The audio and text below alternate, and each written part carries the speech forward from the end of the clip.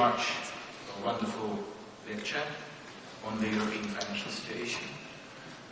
From very little that I understood, I guess the situation is going to get worse in Europe, and but overall in the world it's not that bad. I'm filling in today for Mr. Kim Martel, Commercial Director. It's the first time I'm giving a speech to such a big audience, so I'm sorry in advance. All right.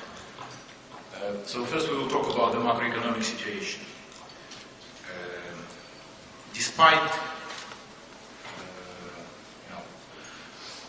widespread concerns about the growth in the world, actually numbers this year are not going to be that bad. We're going to have 3.4% growth in the world GDP, which is only marginally worse than last year. We hope that the recently announced financial measures in all main world economies, including advanced economies and developing economies, they will push growth in 2013. In advanced economies, the positive forecast which we had last year and the first 6 months of this year, they have been countered by the situation in Europe. Overall, we will see growth in the advanced economies, very modest, but at least it's something.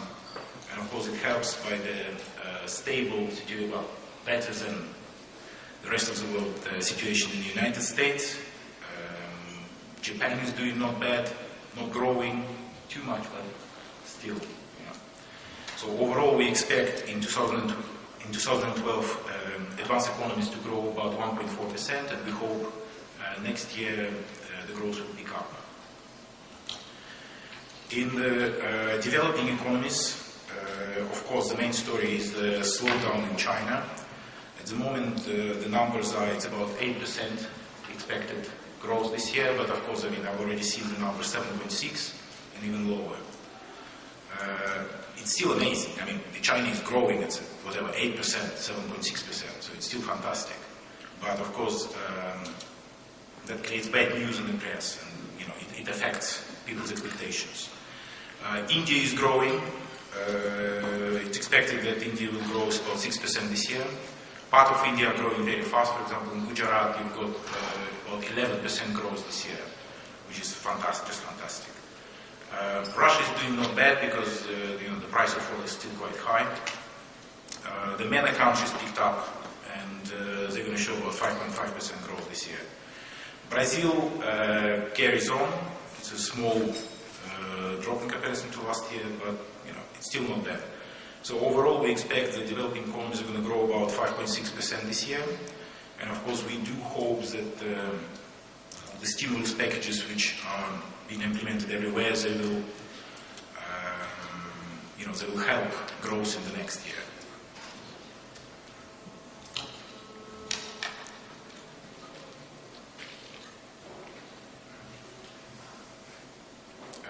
As I said, we expect that the overall world growth is going to slow down, but hopefully it will recover next year, mainly with the help from the emerging economies. In the construction sector, which is our main vehicle for the steel long products, we see the construction is growing overall. In the first half of 2012, construction remains depressed in Europe, with very different tendencies in different countries. For example, in Spain, construction decreased is going to decrease about 13%. In UK, it's going to decrease about 10%. But in Germany, for example, it's about 5%. It's going to grow about 5%. So overall down, but not too much. Of course, China is keep building something. No one knows what. South America, MENA and Asia countries are also showing strong construction growth.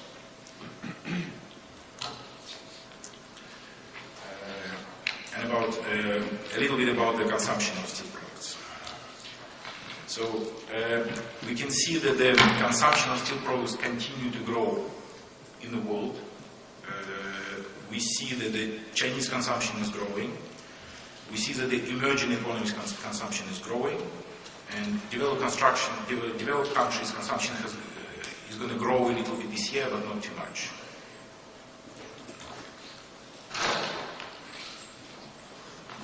Unfortunately, for the steel industry, consumption is also the capacity basically are growing much faster than consumption of steel. If you look at this graph, you will see that even the current level of production, according to numbers, exceeds consumption levels, and the capacity is a big problem. We are working in the world with about 78% consumption at the moment, capacity at the moment, which is different country by country. And after talking to many colleagues here, I've heard about a number of projects, about new capacities coming on stream in many countries, in many regions, and of course, it's a big reason for concern for all of us.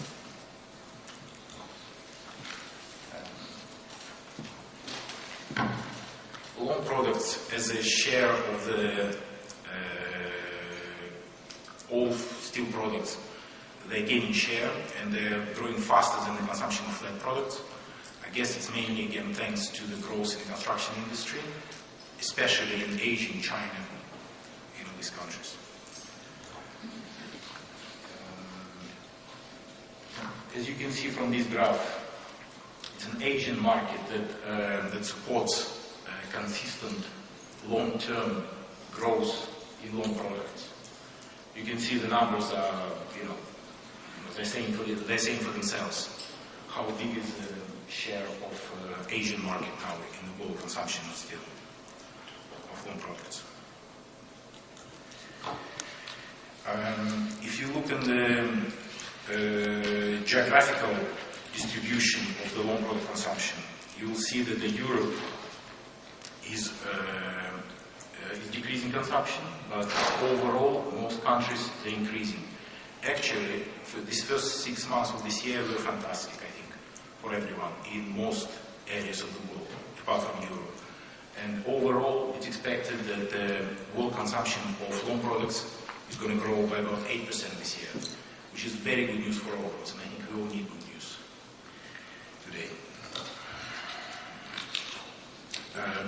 Per product, you will see that the rebars are gaining market share, and rebars are growing much faster than any other product. It's, I guess, mainly because of the growth comes from developing countries, and they mainly use reinforcing steel. It's a section of any other product. If you look at the reinforcing bar, if you look at the comparison of the growth in different products, you will see that rebars are growing at about 9.6%, wire rod 5.8%, sections by about 4%, and merchant bar 0.4%.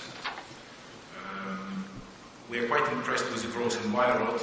You will see that it mainly comes from the States, and it's very interesting. I'd like to understand why it's increasing so much. This is the consumption in sections, in steel sections. You will see that North America and CIS are growing steadily. Europe have lost about 20% consumption in sections. Overall, world consumption remains about the same as last year. In merchant bars, we see remarkable growth in the North America. CIS have grown a little bit because Europe is losing consumption, and overall it was about the same as last year. So no great news there. In rebars, it's very interesting. In rebars, you will see that Europe again losing share, and it's mainly Asian countries which fuel growth in the world, also India. North America has done pretty well this year as well. Overall, in rebar consumption grown about 9.6%. which is not, which is actually fantastic considering the current climate. Wire rods, according to official numbers, consumption increased by about 17%, which is, it's actually quite, it's a very big increase, and it will be very interesting to hear some of our colleagues from the United States to understand what is exactly happening. Europe is losing consumption, Asia is increasing a little bit, but not that much. Overall, consumption of wire rods is going to increase about 5.8% this year. As you will see from this graph, that the sections continue losing its market share to reinforcing bars overall. It's been happening for quite some time, and it's probably going to continue to happen.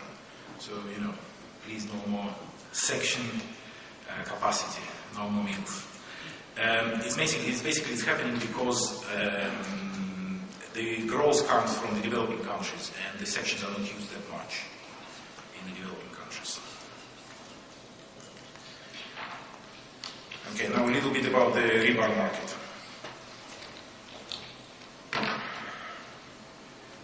As I said before, the main growth in the rebar market comes from emerging developing economies. Slowly, developing world is losing its market share to the emerging countries, new countries. As you will see, East Asia is consuming, is a major consumer in the reinforcing bars, and it's going to continue like that for many years ahead. This is a graph which shows production and consumption of reinforcing bars in different countries. You will see that the export countries is mainly Europe, with about 3 million ton excess, CIS, and Turkey. It's very interesting what's going to happen in China, because with the production and consumption balanced at the moment, no one knows exactly what's going to happen next year in China. We may see a major imbalance, unfortunately. Per capita, again, this is just a historical trend of the rebar usage in different countries per capita. Again, the numbers which you can see, in China they stand out, and it's actually quite worrying because, you can build that much infrastructure, but when your per capita consumption is so high, it's it's difficult to expect it to grow, basically. All right. On the current price situation, in the first 6 months, we have seen a good uptrend in all products, in rebars and wire rods and in billets. But starting from August, prices went down, and they're kind of more in line with the long-term trend. Slight billets are slightly undervalued at the moment, but the rebars and wire rods at the moment are slightly above the uptrend.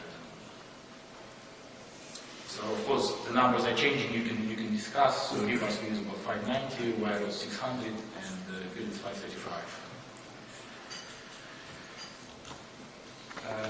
Okay.